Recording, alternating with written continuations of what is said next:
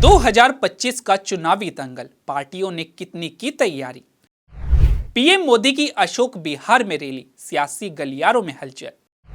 आप बीजेपी और कांग्रेस के बीच त्रिकोणीय मुकाबला, दिल्ली में कौन मारेगा बाजी। नमस्कार, पंजाब केसरी.com देख रहे हैं आप और मैं हूं आपके साथ विनीत मंडराई।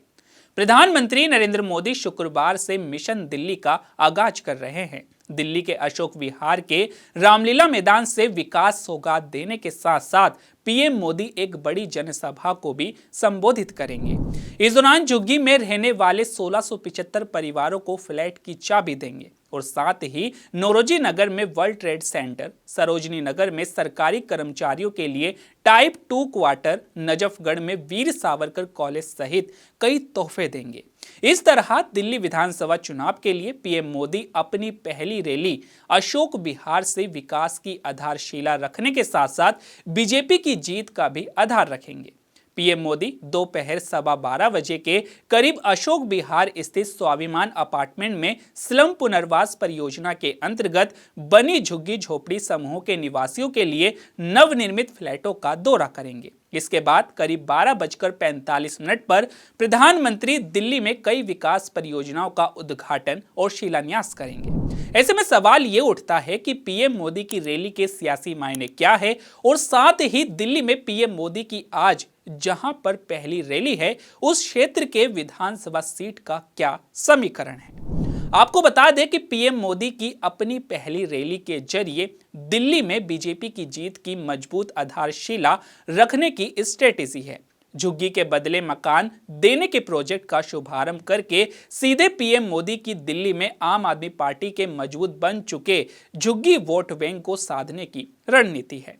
केंद्र सरकार ने इससे पहले एमसीडी चुनाव के दौरान राजेंद्र नगर के कठपुतली कॉलोनी और कालकाजी के गोविंदपुरी में भी जहां झुग्गी वहीं मकान योजना के तहत झुग्गी वालों को मकान उपलब्ध किए थे। वहीं दिल्ली विधानसभा चुनाव से पहले एक बार फिर बीजेपी की झुग्गी में रह रहे लोगों के विश्वास को जीतने की रणनीति है।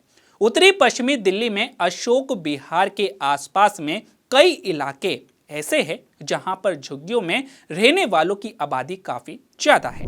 अशोक बिहार का इलाका बजीरपुर विधानसभा क्षेत्र के तहत और चांदनी चौक लोकसभा क्षेत्र में आता है।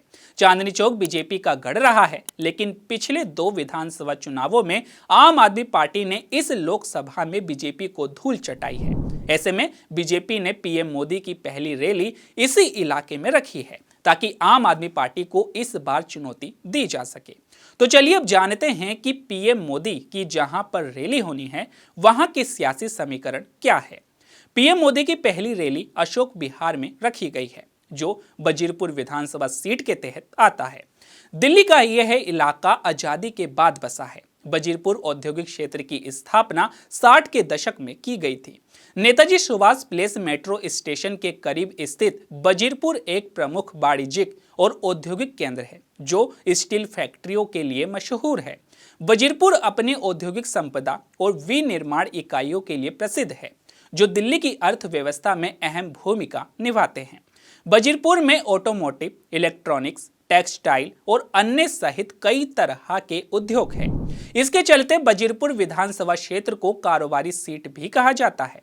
बजीरपुर विधानसभा क्षेत्र के तहत अशोक बिहार, भारत नगर, केशवपुरम गांव आदि आते हैं।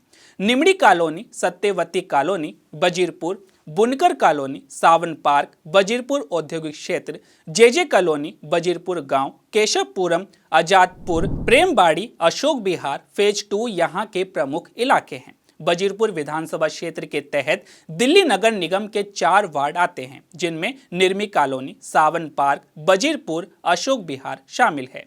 वहीं सीट पर चुनावी रिकॉर्ड की बात करें तो बजीरपुर विधानसभा सीट पर पहली बार 1993 में चुनाव हुए थे। तब यहां कांग्रेस के दीपचंद बंधु विधायक चुने गए थे।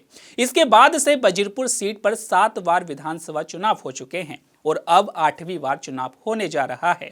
इस सीट पर अभी तक का ट्रैक देखें तो 1993 और 1998 में कांग्रेस जीती थी। इसके बाद 2003 के विधानसभा चुनाव में बीजेपी के मांगे राम मार्ग विधायक चुने गए थे। इसके बाद 2008 में कांग्रेस के हरिशंकर गुप्ता विधायक बने, लेकिन 5 साल बाद फिर यह सीट कांग्रेस के हाथों से निकल गई और बीजेपी ने अपना कब्जा जमाया। 2013 के विधानसभा चुनाव में बीजेपी के महेंद्र नागपाल विधायक बने, लेकिन 2015 में आम आदमी पार्टी अपना कब्जा जमाने में कामयाब रही। इसके बाद 2020 में आम आदमी पार्टी के राजेश गुप्ता जीतकर दिल्ली की विधानसभा पहुंचे। वजीरपुर विधानसभा सीट पर अभी तक सबसे ज्यादा कब्जा कांग्रेस का रहा है। कांग्रेस ये सीट 3 बार जीतने में कामयाब रही है, तो बीजेपी और आम आदमी पार्टी 2-2 बार ही जीत सकी है। 2015 में वजीरपुर सीट पर आम आदमी पार्टी के राजेश गुप्ता को 61,208 वोट मिले थे। बीजेपी प्रत्याशी डॉक्टर महेंद्र नागपाल को 39,164 वोट मिले थे। कांग्रेस के प्रत्याशी हरिशंकर गुप्ता को 8,371 वोट मिले थे। वहीं 2020 में आम आदमी पार्टी के राजेश गुप्ता को 57,331 वोट मिले थे। बीजेपी के प्रत्याशी महेंद्र नागपाल को 45,641 और कांग्रेस के प्रत्याशी हरि किशन जिंदल को 3,501 वोट मिले थे। तो चलिए बात करते हैं कि 2025 में किस किस के बीच मुकाबला होगा। वजीरपुर विधानसभा सीट के लिए इस बार मुकाबला काफी रोचक होने जा रहा है। कांग्रेस ने अपनी तेज तर्रार प्रवक्ता रागिनी नायक को वजीरपुर सीट से प्रत्याशी बनाया है, तो आम आदमी पार्टी ने अपने 2 बार के विधायक राजेश गुप्ता पर ही भरोसा जताया है। बीजेपी ने अभी तक वजीरपुर विधानसभा सीट पर अपना उम्मीदवार घोषित नहीं किया है, लेकिन जिस तरह से पीएम मोदी ने अपनी पहली रैली के लिए वजीरपुर के अशोक विहार को चुना है, उसके सियासी मायने को समझा जा सकता है। वजीरपुर विधानसभा सीट पर बीजेपी हर हाल में कमल खिलाने की कवायद करेगी, जिसके लिए सियासी ताना बाना बुना जाने लगा है। इस कारोबारी सीट पर चुनाव में ज्यादा नकदी का इस्तेमाल होने की आशंका होती है। इस बार बीजेपी, कांग्रेस और आम आदमी पार्टी के लिए इस सीट के अलग ही मायने हैं, लेकिन अब देखना यह होगा कि पीएम मोदी की रैली के बाद आम आदमी पार्टी ये सीट जीत पाएगी। तो आपकी इस पर क्या राय है, हमें कमेंट करके जरूर बताइएगा। तो अभी के लिए केवल इतना ही। ऐसे ही तमाम खबरों के लिए बने रहिए पंजाबकेसरी.com पर। नमस्कार।